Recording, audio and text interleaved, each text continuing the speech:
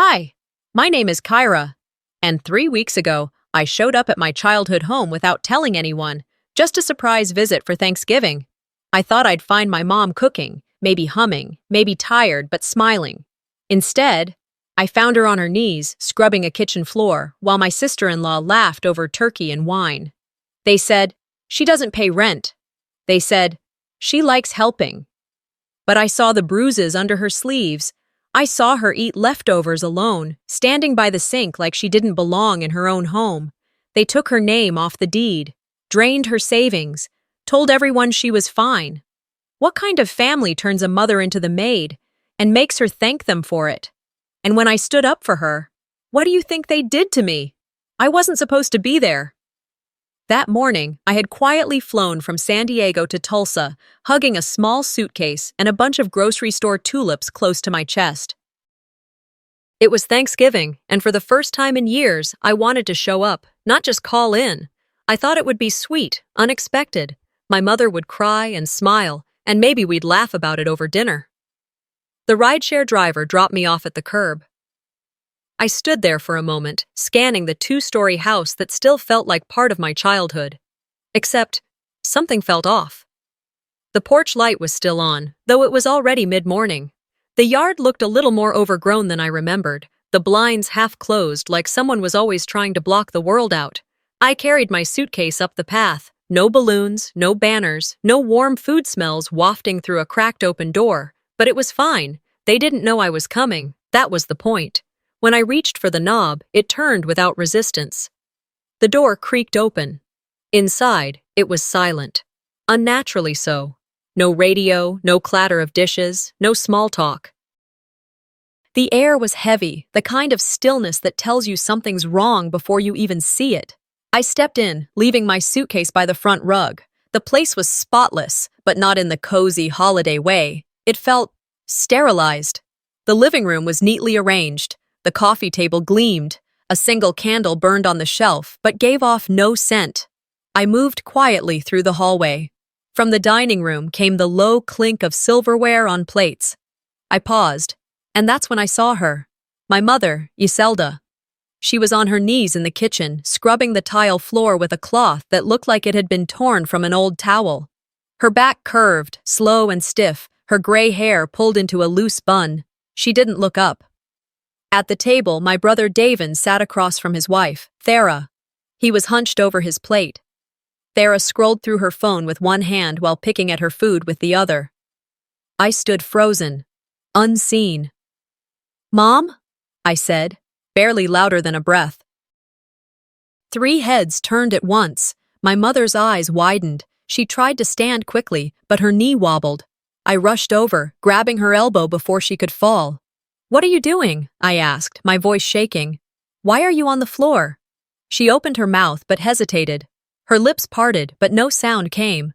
Then, as if nothing was strange about the moment, Thera said without looking up from her phone, "She doesn't pay rent. Of course she helps out."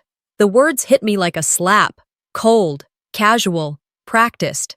I turned to Davin, hoping for something, anything, an apology, a joke, a spark of shame. He just lowered his eyes and pushed food around his plate. My mother lightly tugged on my hand. "Don't cause trouble," she whispered, the kind of whisper worn from years of usage. "It's fine." "Fine?" I helped her to her feet, holding her longer than I needed to. She wouldn't look me in the eye. Her apron had stains that weren't from cooking. Thera finally looked up. "You should have told us you were coming." I stared at her. Would that have changed this? A smirk twitched at the corner of her mouth. Not really, but at least the house would have been cleaner. I wanted to scream, but I didn't. Not yet. Not there. Instead, I reached for my suitcase without a word and followed my mother down the hall. The silence between us was louder than any argument. I didn't recognize this version of her. The woman who used to hum while folding laundry, who saved up to buy me a pair of ballet flats I only wore once because they made my feet bleed. She wasn't here. What was left was a ghost in slippers. Her room was still the smallest one, tucked in the back, beside the laundry machines. There was no real bed frame, just a mattress with old sheets folded with military precision. "I can sleep on the couch," I offered. She shook her head quickly. No, You take my bed. I'll be fine. Mom, I started, but she raised a hand. Just don't start anything, please. I sat on the mattress and stared at her. This isn't starting something. This is seeing something. And it's not okay. She didn't answer, just turned to the closet and pulled out a second pillow. As I unpacked later, I noticed the tulips I brought were already wilting on the hallway table. Thera never asked what flight I came in on. Davin avoided me like a man tiptoeing around broken glass.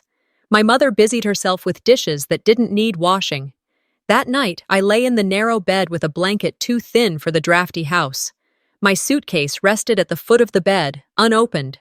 I kept replaying the way my mother dropped her eyes, the way Thera dismissed her, the way Davon, my big brother, the boy who once walked me to school with my lunchbox in his hand, pretended nothing was wrong. I wasn't sure what hurt more, that they let her scrub the floors or that she thought it was normal. The house hadn't gotten any louder since that moment. No one had said a word when I set my suitcase down in the guest room, and no one looked in my direction when I returned to the living room an hour later. It was like I'd stepped into a play halfway through, only this script didn't leave room for my lines. By the time the sun began to dip behind the bare trees outside, the aroma of cooked turkey and spiced cranberry sauce filled the house. Thera had set the table with matching placemats and gold-toned silverware. Each plate was stacked like a magazine ad. She even lit tapered candles down the middle of the table. It looked perfect, if you didn't know what perfection was hiding. I stood by the doorway for a moment, watching her give orders like a director on set. Lyron, take the rolls out of the oven. Davon, slice the ham, but use the ceramic platter, the white one. Nobody spoke to me. Nobody even acknowledged that I was standing there. I waited a beat longer before stepping into the kitchen. Should I help with anything? I asked, my tone even. Thera glanced at me briefly. You can fix yourself a plate when it's ready. There's plenty. No place at the table. No mention of seating. I was an extra in my own family gathering. When the food was ready, they sat down. Thera at the head, Davin beside her, Lyron across.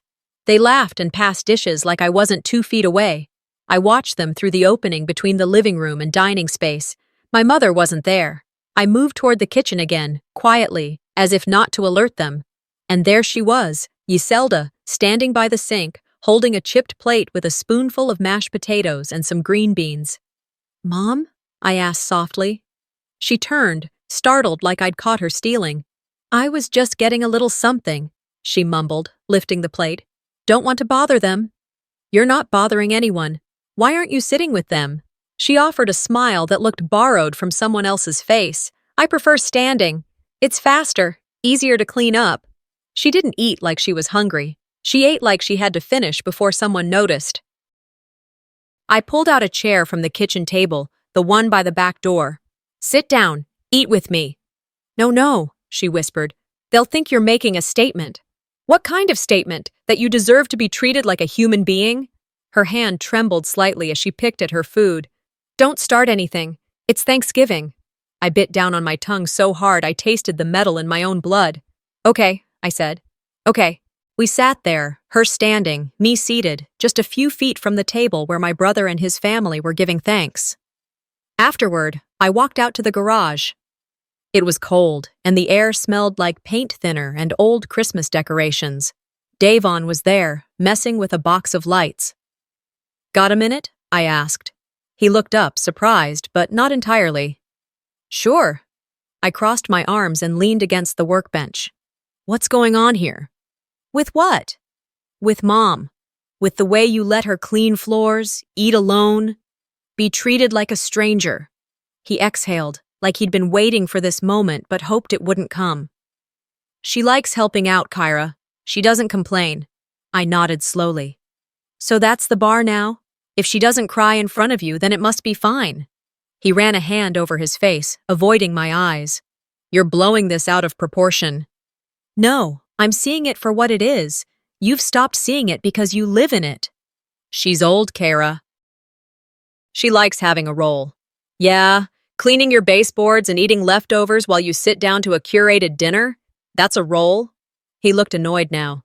Why do you care so much all of a sudden? That stopped me. Why now? Why not years ago when I sensed things slipping? Why did it take seeing her on the floor, literally on her knees, to snap me out of my own distance? Because it's wrong, I said finally.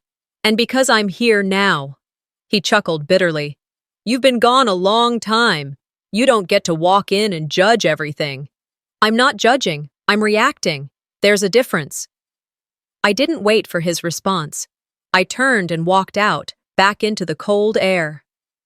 That night, lying awake in the guest room, I tried to remember the last time our family sat together without resentment weaving through the air. I couldn't. Instead, I remembered high school, how Thera had told me once, right before prom. This house runs smoother when you're not in it. She said it with a smile. I laughed at the time, but it stuck. And now, the words had simply moved to someone else. My mother had taken my place on the outskirts. The only difference was, she never thought she deserved better. I lay there with my arms folded over my chest, staring at the ceiling fan that made a faint clicking sound with each slow rotation. If being silent was survival, then someone in this house was thriving, and it wasn't my mother. By the time I made it out of bed the next morning, the house was already awake. I could hear dishes clinking in the kitchen and a vacuum running in the hallway.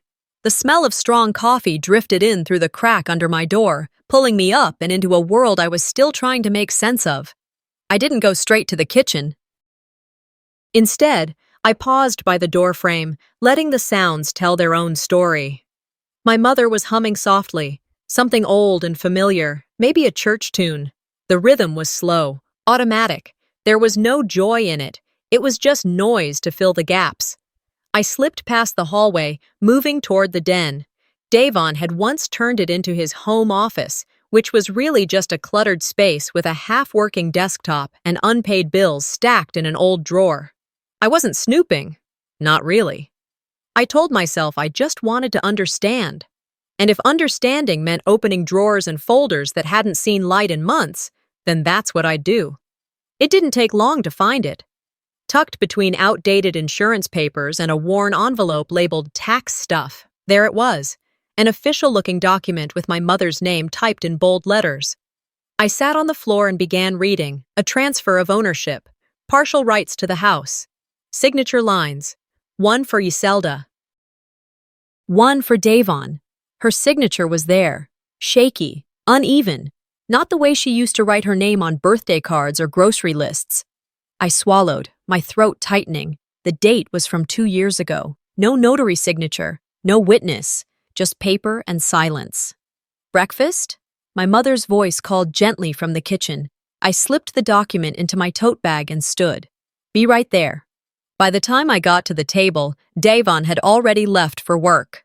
Thera and Lyron were seated, eating in that distracted way people eat when they have nothing to say to each other, but don't want to get up first. My mother set a small bowl of oatmeal in front of me, the same kind she made when I was little. Thank you, I said. She smiled, but it didn't reach her eyes. After breakfast, I asked her if we could sit outside for a bit. The backyard was cold and slightly overgrown. Leaves blanketed the patio. We sat on the edge of an old bench that creaked under our weight. Do you remember signing something for the house? I asked softly. She hesitated. What kind of something? Transfer of ownership. Property change. She paused again. It was just to make things easier for Davon, in case something happened to me. Did you read what you signed? I trust him, she said, too quickly. That's not what I asked. She folded her hands in her lap. It doesn't matter. I live here. And if they decided you couldn't? She looked away, her gaze landing somewhere in the neighbor's yard. As long as I can live here, I'm fine. The words hit me harder than the document ever could. I had heard those exact words before. From her. 15 years ago, when I came home crying after being passed over for a scholarship, she held my face and said, "As long as you're safe and have a roof over your head, you'll be fine." Back then, I believed her. I believed that surviving was enough. Now, I saw it for what it really was. A survival mechanism, a resignation, a lie we tell ourselves when fighting feels too heavy. I sat with her in silence for a while before going back inside. In the quiet of my room, I opened my laptop and searched for legal aid in Tulsa. It wasn't about suing anyone, not yet. It was about options, about knowing how much of this was normal and how much was just tolerated. I came across a name I recognized, Sorrel. We'd met at a conference in Dallas years ago. She specialized in elder law. I typed out a message. Hi Sorrel, it's Kara from the Tarrant panel back in 2017. I'm in Tulsa for the holidays and have a legal question, strictly hypothetical, for now. Would you be open to a quick call? I hit send before I could talk myself out of it. That afternoon, I offered to run an errand just to get out of the house. I needed space, air, distance, something that wasn't laced with guilt or silence. I stopped at a small cafe and got a coffee I didn't need, sat in the corner booth and stared at the bag in my lap with the document inside. My phone buzzed. It was Sorrel. We talked for 20 minutes. I didn't give names, just the facts. When we hung up, I didn't feel better, but I felt awake. Later that evening, I helped my mother fold laundry in the den. Thera passed by twice but said nothing. The air was colder, and not just because of the weather. My mother handed me a towel, her fingers brushing mine. I know it doesn't look good, she said softly. It looks exactly how it is. She nodded once and kept folding. She didn't ask what I was going to do next. I think she already knew. I saved the recording and slipped my phone back into my coat pocket. The sky had darkened without me noticing, casting long shadows across the concrete slab beneath my feet. The wind bit through my sweater, but I stayed outside for a few more minutes. Something about the stillness out here was easier to breathe than whatever tension waited inside. Eventually, I turned back toward the house. As I opened the sliding door, the artificial warmth from the heater wrapped around me like a lie I wasn't ready to accept. Thera was sitting on the couch, scrolling her phone with one leg tucked under her. She looked up briefly, as if surprised I still existed.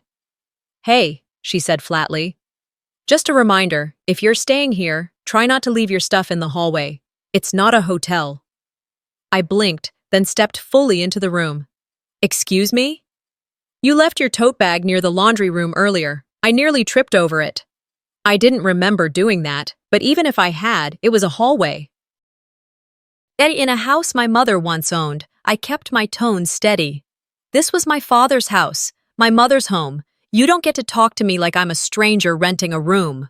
Thera didn't flinch. She tapped her nails on the armrest, calm as a poker player holding a flush. I didn't say you were a stranger, but there are rules in this house. You want to stay, you follow them. Before I could answer, Davon walked in from the kitchen holding a half-finished soda. He looked between us like someone walking into a conversation already on fire. What's going on? He asked. Your wife thinks I need to be reminded how to behave under her roof, I replied. Davon sighed. Not the sigh of someone shocked or concerned, just tired of being bothered. Can we not do this? He asked, glancing at Thera.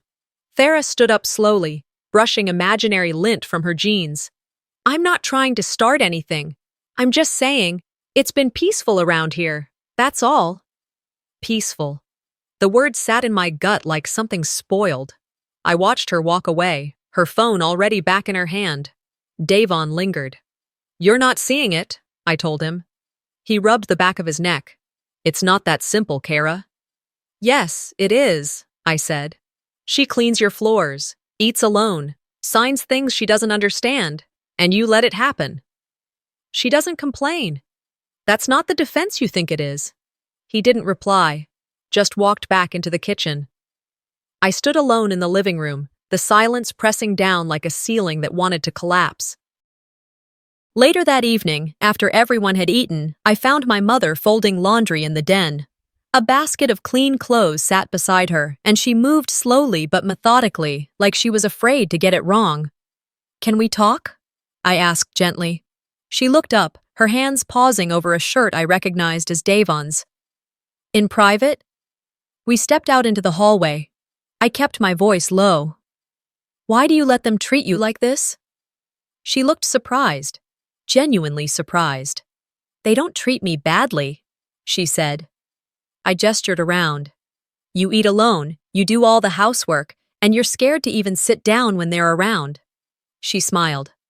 I just like being useful. That's not usefulness. That's servitude. Her smile faded. She looked away. They mean well, she whispered. They just don't know how to talk. It's easier not to stir things up. I swallowed hard. Mom, this isn't about talking. It's about how they treat you. She shook her head. We're all just trying to get along. Those words, so small, so worn, felt like they'd been rehearsed for decades. And maybe they had. I couldn't push her any further. Not tonight. I nodded and kissed her forehead. Then I stepped outside again. The wind had died down, but the air still held a bite. I walked past the shed, through the backyard that once held birthday parties and plastic lawn chairs and fireflies in mason jars. Near the edge of the concrete was the old family tree Dad had etched years ago. He'd used a chisel to carve our names into the slab before the concrete dried. Just so no one forgets who lives here, he'd said. I knelt beside it, tracing my name with my finger. The edges had faded, worn by time and weather. Thera's name wasn't there. She joined the family later. But Davon's was, mine was, and my mother's was front and center, bolder than any of ours. I pulled out my phone, opened the voice recorder. They want silence, I whispered. I'm giving them a record. By the time the sky turned that dull, winter blue, I'd been awake for hours. Sleep had barely touched me, slipping in only enough to let me rest my body, but not my thoughts. The heaviness of the previous night still clung to my skin like damp laundry that never dried. I stepped into the hallway barefoot. The house was quiet, but not in a peaceful way. It was the type of silence you get used to when no one wants to talk about anything that matters. The morning light filtered through the windows, soft and golden, casting long shadows on the carpet. I passed the den and noticed the door to Davon's office cracked open. That room had always been a catch-all space. Years ago, it held our school trophies, holiday decorations, broken vacuum parts. Now it was his paperwork hub. I pushed the door open a little more, scanning for anything out of place. On the desk, a stack of envelopes and loose printouts caught my eye. Some were labeled utilities, others joint account, family planning. I shouldn't have, but I sat down and started flipping through. The third envelope stopped me cold. A recent bank statement, Mom's account. I scanned the list of transactions, 2 large transfers, both labeled family restructuring. I blinked. That wasn't even a real banking term. It was vague on purpose. Both transfers had been made to a joint account under Davon's name. I flipped through the pages again, hoping I'd misunderstood, but it was there in black and white. The money Mom had saved, gone. I took a deep breath, slipped the paper back inside the envelope, and tucked it into my tote bag. I would not confront them just yet. But I was done assuming this was just a bad phase. I needed fresh air. I left the house, grabbing my coat on the way out, and walked down the sidewalk, not really knowing where I was going. I ended up turning the corner and spotting a familiar house, white porch swing, cracked steps, yellow sunflowers painted on the mailbox. Orla. I hadn't seen her in years, but I remembered how much Mom used to talk about her. Orla always brings homemade jam for Christmas, she used to say. I stepped up and knocked gently. After a pause, the door opened. Kara? She blinked, holding the door halfway open. Is that you? I smiled. Hey, Orla, I was just walking by and thought I'd say hello. She invited me in without hesitation. The living room smelled like cinnamon and old books. There was something comforting about the slight clutter of her home, real, lived in, untouched by curated perfection. We sat down with tea, and after a few pleasantries, I asked quietly, "Can I ask you something?" Her eyes narrowed slightly with curiosity, but she nodded. Last summer, was there a barbecue at my brother's house? Orla hesitated, her spoon pausing mid-stir. I don't mean to cause trouble, I added quickly. I just want to know what you saw. She sighed and placed the spoon down. Yes, there was a barbecue. Big one. Balloons, music, kids running around. And my mom? She was there, Orla said carefully. But she wasn't with them. What do you mean? I saw her from my kitchen window, Orla said. She had a plate and was sitting in the backyard, by herself. Everyone else was gathered under the awning, eating together. Your mother, she was by the fence, alone. I stared at her, not speaking. She didn't look upset, Orla added quickly. But she didn't look like she was part of it either. Did anyone try to get her to come over? Orla shook her head. Not that I saw. Thank you, I whispered. That's all I needed to know. We exchanged a few more words, but my heart wasn't in it. I thanked her again and left, walking back home in a daze. That image, my mother by the fence with a paper plate, played in my mind on loop. When I returned, the house was quiet again. Thera was in the kitchen. Davin sat in the living room watching football.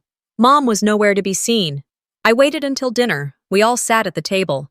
Thera had made something frozen, reheated in the oven. I didn't eat much. Halfway through the meal, I placed my fork down and looked up. This ends tonight, I said, calm and deliberate. Davin froze. Thera blinked, caught mid-bite. What's that supposed to mean? She asked, her tone defensive but light, like someone trying to pretend they hadn't heard right. I found the bank statements, the transfers from Mom's account. Davin shifted in his seat. Kara. Let me finish, I said, sharper this time. I also spoke to Orla. She saw Mom eating alone outside during that barbecue. Thera rolled her eyes. Oh, for God's sake! She wanted to sit out there. She likes the quiet. She likes being included, I snapped. She likes being respected. And I'm done pretending she's getting either of those things. Are you accusing us of something? Thera asked, her voice rising. I'm not accusing, I said. I'm warning. If this doesn't change, I will take it to someone who can make it change. Thera pushed her plate back. You're out of your mind. Davin was quiet, staring at the table. I turned to him. Say something. He looked up slowly. It's complicated, Kara. No, I said, standing. It's cowardly. Mom came into the room, holding a dish towel. She looked from face to face, sensing the tension. What's going on? She asked quietly. Nothing, Mom, Thera said sweetly. Just a little misunderstanding. Mom's eyes met mine. She knew better, but she didn't say a word. After dinner, I went to my room and sat on the edge of the bed. They saw me as the youngest, the one who always flew away, the one who escaped the hard things and didn't come back until it was easy. But they forgot something. I'd learned how to land, and this time, I was landing with precision. I didn't sleep that night. I lay in bed staring at the ceiling, my mother's shallow breath audible through the thin wall between us. Her footsteps had passed my door hours ago, light and measured, heading toward the kitchen and then retreating just as quietly. That was how she lived now, always present, never seen. When morning finally broke, I stayed in bed a few minutes longer, letting the hum of the house wrap around me. I heard Thera's voice float through the hallway, low and clipped, followed by the sound of cabinet doors shutting harder than they needed to. A dish clattered. Someone muttered something about toast being too dark. I got up and dressed in jeans and a sweatshirt, tying my hair into a quick bun. As I stepped into the hallway, I saw Lyran sitting cross-legged on the living room floor, coloring inside one of those oversized activity books. She glanced up and beamed. Hi, Auntie Kara. Hey, sweetheart, I said, kneeling beside her. What you drawing? It's a unicorn with space boots, she explained with all the authority of a 7-year-old. I smiled. Impressive. Very scientific. We giggled, and for a few minutes, it felt like we were outside the storm. Then she said it. Grandma cries a lot when she thinks no one's looking, she whispered, eyes still on her drawing. I paused, my hand frozen mid-air. She does? I asked gently. Lyran nodded, switching to a purple crayon. Yeah, Mommy says it's just for attention. The words pierced through my spine. Your mommy said that? I asked. Lyran nodded again, casual, unaffected. She said Grandma's always being dramatic, that if she didn't like it here, she could leave. I stared at her, unsure whether I wanted to scream or cry, but I did neither. I smiled, kissed the top of her head, and stood up. Thanks for telling me, baby. She nodded, already lost in her imaginary cosmos. I walked back to the guest room, closed the door behind me, and leaned against it. Confirmation. That's what that was. I pulled out my mother's old phone. She'd given it to me last night when she couldn't remember a neighbor's number. "You'll find it in the old contacts," she had said. I hadn't looked yet. Now I did. The phone was slow, the screen slightly cracked in one corner, the kind of outdated model most folks her age refused to upgrade. I tapped through the gallery, not expecting anything, but hoping. The albums were unorganized, images of plants, blurry church flyers, and the occasional picture of a meatloaf. And then, a folder marked Vids caught my eye. Not a default one. I tapped. There were 3 videos. The first 2 were nothing, grainy attempts at filming hummingbirds by the window. The third started with the view of a hallway. I recognized the tile. Then a voice, Thera's, cut through. I said, "Scrub harder." "What, are you deaf?" I felt my stomach clench. The camera jostled slightly, and suddenly, my mother came into frame. She was kneeling, holding a toilet brush. "If you're gonna stay in this house," Thera continued off-screen, "you better start earning your keep. I'm not your maid, you know." Iselda didn't reply. She wiped the rim of the toilet slowly, her face pale and hollow. The video cut off after 47 seconds. I sat there, holding the phone like it had burned me. My pulse throbbed in my neck. This wasn't just a disagreement. It wasn't family tension. It was cruelty. Documented. I watched the video again, this time recording it on my own phone. When it ended, I forwarded it to a private email I used for work cases, someplace secure. Then I opened my notepad and began writing. Date, time, file name, subject. I added a line under it, pattern of verbal abuse, witness, video evidence. Then I opened my contacts and scrolled to Sorrel. I hesitated only for a moment before pressing call. She answered on the 3rd ring. "Kara?" Her voice was calm, alert. "I'm ready," I said. "I have what you need." We talked for 10 minutes. I sent her the video. She asked a few questions. Timing, witnesses, dates. "I need to know what you want," she said. "I want to protect her," I replied. "I don't need revenge, but I won't let this go on." She was quiet a moment. "Okay, then here's what we'll do." She walked me through the steps: emergency protective filing, video documentation, witness statements, things I had handled for clients in other contexts, but now it was personal. After we hung up, I sat for a long moment in silence. The house around me moved as if unaware of the shift. Somewhere down the hall, Thera's voice carried again. Lyron giggled. A door slammed upstairs. I slipped the phone back into the drawer and stood. My mother passed me in the hallway carrying a basket of folded towels. "Everything okay?" she asked, not quite meeting my eyes. I nodded. "Yeah, everything's fine." She reached out and touched my elbow. Just for a second, I looked at her, really looked at her. The lines under her eyes, the way she still straightened her posture when someone else walked by, the way her clothes always had an apron over them now. "I'm going to take care of things," I said. Her eyes filled, but she didn't let the tears fall. "I know," she whispered. Later that night, I sat in the corner of the living room, flipping through an old family album. Thera and Davin watched television, some reality show with people screaming at each other. The irony was unbearable, but I didn't say anything, not yet. That time was coming. Tomorrow we stopped surviving. The house was still. For a second, I thought they'd already sensed the shift, that maybe the silence wasn't fear, but anticipation. I had gone to sleep the night before with my plan carved into stone. I would no longer try to fix things quietly. My mother had taught me to survive in silence, but justice, that required a voice. By mid-afternoon, I was in the kitchen prepping a roast, green bean casserole, and herbed potatoes, the kind of dinner our mother used to make when we still remembered how to gather. Thera passed by twice, giving me skeptical looks. I didn't care. Let her wonder. Davon eventually emerged from upstairs. "What's all this?" "Dinner," I said plainly. He looked genuinely confused. "Since when do you cook?" I smiled. "Since now."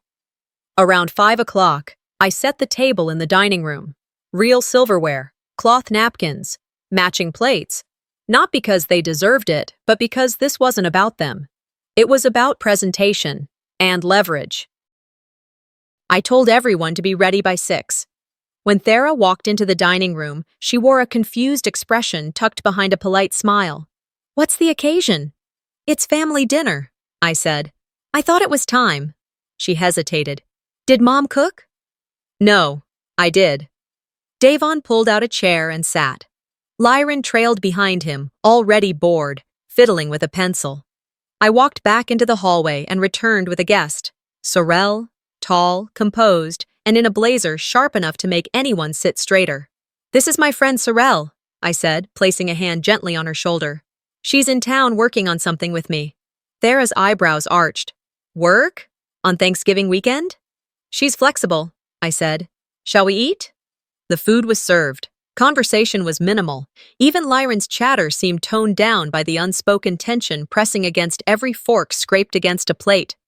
After dessert, I cleared the plates and returned with a folder. I placed it on the table with both hands, letting it sit there like a quiet grenade.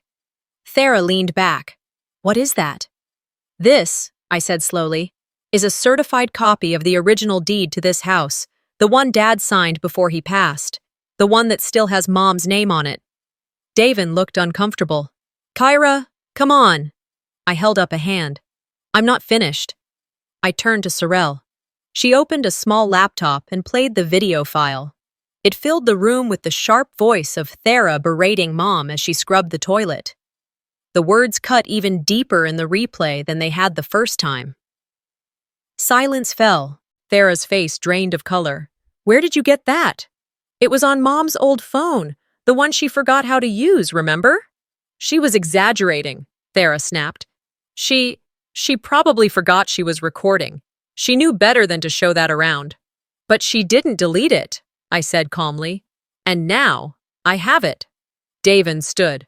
"We can talk about this." "We're past talking," Sorrel said coolly. "This is now a legal matter. We've filed preliminary elder abuse documentation. Depending on your cooperation, this can stay civil." Thera's voice sharpened. "You're bluffing. You don't want this to get messy." I looked her square in the eye. "You're right. I don't. Which is why I'm giving you both 48 hours to leave this house." She gaped. "What?" "You heard me." Davin was stunned. "You can't do that." "I can," I said. "And I am. You'll get a formal notice by morning." Thera's voice cracked. "You think you can walk in after all this time and play hero?" I leaned in slightly. "No, I think I finally stopped playing fool."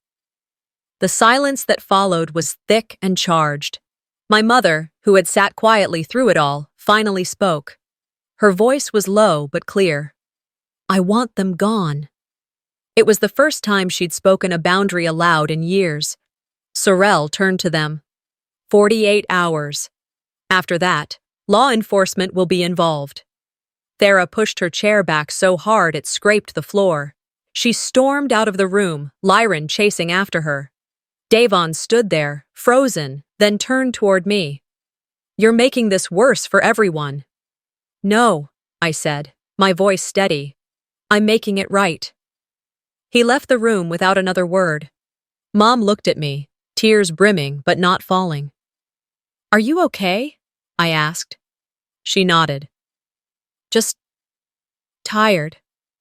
I reached for her hand. "You won't have to be tired much longer." Later that night, I stood at the sink rinsing dishes. The sounds of the house had shifted. No shouting, no tension creeping around corners, just the weight of change. This wasn't the end of their fall, it was only the start of their descent. By the time the sun crept in through the slats of the blinds, I was already dressed, sitting at the kitchen table with a mug of black coffee. My hands wrapped around the ceramic like it might ground me. My mother moved quietly around the kitchen, pouring hot water into her own chipped cup, not asking questions, just present. That was enough. 48 hours had come and gone. No bags packed, no apologies offered. Thera and Davon went about their routines like the deadline had been a joke, the kind of boundary you don't think will ever be enforced. That morning, they even had the nerve to leave the house like it was any other weekday. She went to a Pilates class, he supposedly to work, but this wasn't any other day. Sorrel met me outside the courthouse an hour later. She was already flipping through the paperwork, calm as ever. "We'll file for emergency protective action. Given the documentation and the video, it'll move fast." We entered through the side entrance. The building wasn't bustling, but you could feel the churn of lives being rearranged behind closed doors. At 11:42 a.m., we submitted the file. At 12:15, we were called into a hearing. At 12:37, the judge reviewed the footage, twice. By 1 p.m., the ruling was in our hands. Thera and Davon were to be removed from the property immediately. They were to cease all control, financial, legal, physical, over Iselda. The home was restored to its original ownership, under Iselda's name only. Kara, aka me, was granted temporary guardian authority pending further evaluation. I exhaled for what felt like the first time in years. Outside the courthouse, local media had caught wind of the filing. A reporter approached with a mic, gentle but probing. "Ms. Carter, are you seeking criminal charges?" I looked at Sorrel, then back at the woman holding the mic. "No," I said clearly. "I'm not here to ruin anyone's life. I just want my mother to be safe, to eat at the table again. That's all." She nodded and stepped back. By 4 p.m., a court officer served the order. Thera had just returned, yoga mat slung over her shoulder, sunglasses still perched atop her head. When she read the letter, the color drained from her face. "You can't be serious," she said. "I gave you 2 days," I replied. "This is your way of getting back at me?" she hissed. "No, this is my way of stopping you." Davon didn't argue. He stood beside the officer, jaw clenched, carrying a single duffel bag to the car like a man who finally saw himself for what he was. Silent, enabling, absent. They didn't say goodbye, and we didn't watch them leave. By evening, I was back at the house with Mom. We didn't celebrate. We didn't order cake or pour wine. We just existed. In quiet. In peace. I spent the next morning packing a few essentials. Sorrel had found us a temporary apartment not far from downtown. A place with a modest view of the park and a small kitchenette that looked unused. Mom rode in the passenger seat beside me, her hands folded in her lap, her eyes fixed on the passing streets. She didn't ask questions. Maybe she didn't need to. Maybe the silence for once didn't mean fear, it meant release. When we walked into the apartment, she stood in the doorway for a moment, blinking like the light was too much. "I haven't lived anywhere new in 40 years, she murmured. I smiled.